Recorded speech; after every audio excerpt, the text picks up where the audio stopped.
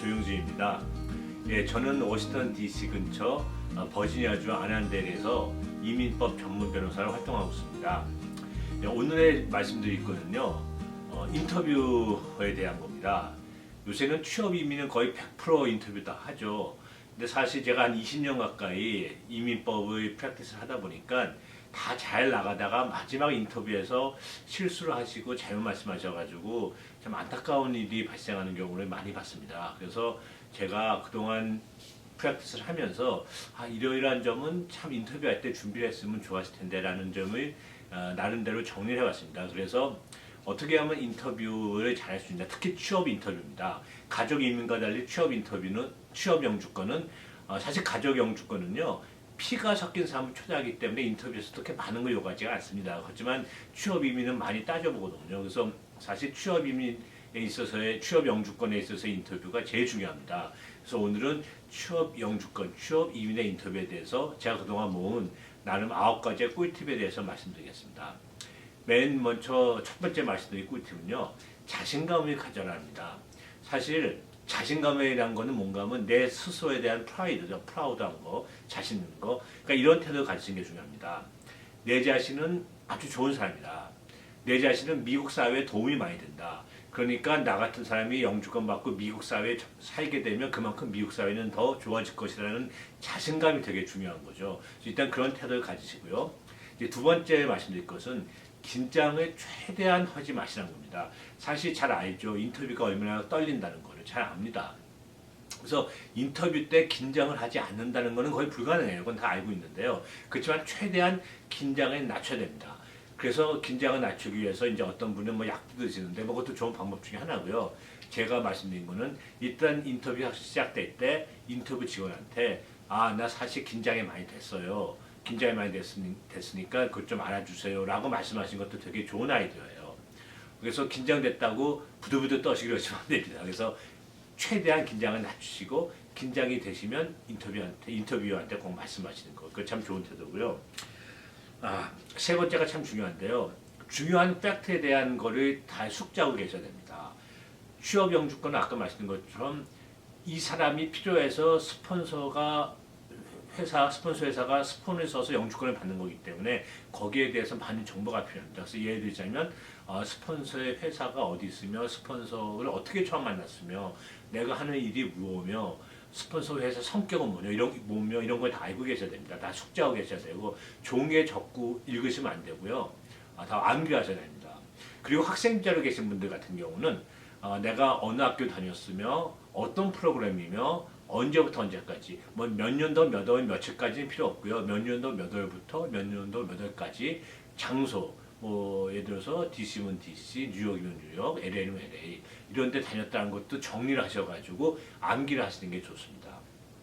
그래서 핵심적인 사항에 대해서는 반드시 암기를 하고 들어가셔야 됩니다. 이거를 암기 안 하시고 들어가셨다가 질문을 받았을 때 막 허둥지둥 하시고 기억이 안 난다 이러시면 이게 더 긴장이 돼가지고 인터뷰를 망칠 수 있는 결과가 나옵니다. 그러다 보면 실수를 하게 되죠. 그래서 사전에 스폰서에 대한 자료, 정보, 그리고 학생비자 소지자 같으신 분은 학생비자에 대한 그 기본적인 정보, 학교명, 뭐 프로그램, 기간, 장소 같은 거 다 외우고 들어가시는 게 중요합니다. 자, 네 번째는 많은 분들이 이제 여기서 많이 좀 실수하신 것 중에 하나인데요. 만약 질문을 받았을 때 모르는 게 있으면 모른다고 말씀하시는 게 좋습니다. 또는 기억이 나지 않으면 기억이 나지 않는다. 모른다고 말씀하시는 게 좋아요. 많은 분들한테 얘기 들어보면 인터뷰어가 질문을 했는데 기억이 안 난다는 거예요. 그러면 내가 기억이 안 난다. 모른다 그러면 저 사람이 나를 의심하지 않을까라고 생각하는 경우가 있다는 거예요. 그렇지 않습니다. 모르면 모른다고 말씀하시는 게 좋아요. 기억이 나지 않으면 모른다 또는 기억이 나지 않는다. 영어로 하면 I don't know, I don't remember, sir, ma'am 이렇게 말씀하시는 게 중요하죠. 절대 make story 무슨 이렇게 얘기하면 모른다 그러면 저 인터뷰어가 날 이상하게 보지 않을까 라는 생각하지 마시고 생각 때문에 make story를 어떤 그렇게 스토리를 만들게 되시면 더 큰일 나요. 절대 모르면 모른다. 기억이 나지 않으면 기억이 나지 않는다라고 말씀하시는 게 좋습니다. 그리고 이제 다섯 번째로 말씀하시다가 실수하셔도 돼요. 실수할 수도 있어 오케이 괜찮습니다. 실수하셨다는 걸 깨달으시면 그 즉시 바꾸시면 돼요. 설사 두 번째, 세 번째 질문 전에 한 질문에 실수하신 거를 그 다음에 깨달았었단 말이에요. 그러면 그때 사실 내가 두 번째 또는 세 번째 질문하신 거를 잘못 얘기했는데 지금 고칠게요라고 말씀하시면 됩니다. 내가 한 번 실수했는데 고치면 저 사람이 나를 의심하지 않을까라고 생각할 수가 있는데 그렇지 않습니다. 실수하신 거 있어 오케이 괜찮습니다. 실수하신 거 나중에 다시 고치시면 돼요. 설사 모든 인터뷰가 다 끝났는데 생각났다? 괜찮습니다. 그때라도 고치시면 됩니다. 그러니까 항상 대답을 하실 때 생각을 하시면서 기억이 안 나시면 안 난다고 말씀하시면서도 혹시 나중에라도 내가 이런 질문을 잘못 얘기했구나, 잘못 대답했구나 라는 생각이 드시면 그 즉시 고치시는 게 중요합니다. 많은 분들이 이거를 못 하시는 경우가 많아요. 그래가지고 안타까운 결과를 맞이하는 경우가 있습니다. 그래서 꼭 실수하신 거 있어 오케이 괜찮습니다. 고치시면 됩니다. 그리고 여섯 번째로 이게 이제 미국 문화에 대한 건데요. 아이 컨택이 되게 중요합니다. 눈과 눈을 마주치는 거죠. 우리가 이제 얘기할 때 그렇다고 상대방 인터뷰어의 눈을 계속 쳐다보는 것도 안 되지만 고개를 이렇게 숙이고 이렇게 있어도 안 됩니다. 적당한 아이 컨택. 얘기하면서 아이 컨택이 되게 중요하고요. 이게 미국 문화이기 때문에 미국에서는 뭐 저도 들은 얘기입니다만 너무 눈을 안 보고 얘기하면 상대방이 오히려 이상하게 생각한다 그래요. 그래서 적당한 아이 컨택이 되게 중요합니다. 그리고 이제 일곱 번째로 말씀을 하실 때 대답하실 때 너무 빨리 하시면 안 좋아요. 한번 좀 생각하시고 하시는 게 좋습니다. 물론 뭐 생년월일이 어떻게 되느냐, 이름이 뭐냐, 주소가 뭐냐 이런 거는 금방 말씀하시면 되죠. 그런데 다른 질문들 예를 들어서 스폰서를 언제 처음 만났냐 뭐 이런 거 같은 경우는 약간 생각하시면서 하셔도 돼요.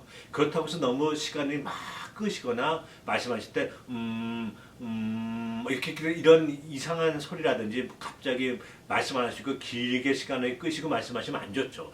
적당한 시간에 말씀하시는 건 좋으나 질문이 끝나자마자 대답하시는 거는 경우에 따라서는 아주 간단한 질문 빼고요. 경우에 따라서는 실수하실 수 있는 결과가 나옵니다. 그래서 질문에 중요하다는 질문을 받았을 때는 나름 한 박자를 쉬시고 말씀하시면 그만큼 더 좋은 대답을 하실 수 있을 겁니다. 예, 그리고 이제 여덟 번째가 이것도 되게 사소한 건데요. 되게 전 개인적으로 중요하다고 생각합니다. 말씀하실 때 꼭 끝에 sir 또는 ma'am이라는 말씀을 붙이시는 게 좋습니다. 남자분 같으면 남자 인터뷰어가 들어왔으면 sir이라는 말씀을 붙이시고 끝에요. 여자 인터뷰어가 들어왔으면 ma'am이라고 붙이시는 게 좋습니다. 예를 들어서 어디서 태어났어요? 라고 물어봤을 때 서울에서 태어났습니다.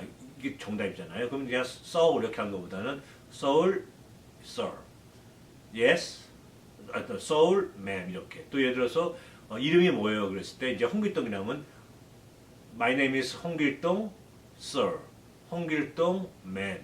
이게 이렇게 말씀하시는 게 좋습니다. 이게 별거 아닌 것 같은데 그만큼 우리가 인터뷰어를 리스펙트한다는 어떤 리스펙트한다는 그런 의미를 주는 거기 때문에 그런 제스처를 보여주는 거기 때문에 이게 상당히 나름 저는 효과가 있다고 봅니다. 그래서 말씀하실 때도 이렇게 겸손하게 말씀하시는 건 참 좋지만 너무 거만하게 말씀하시는 게 안 좋은 거죠. 그래서 그런 거를 포함해서 말씀하실 때 sir 또는 ma'am이라고 말씀하시는 게 좋습니다.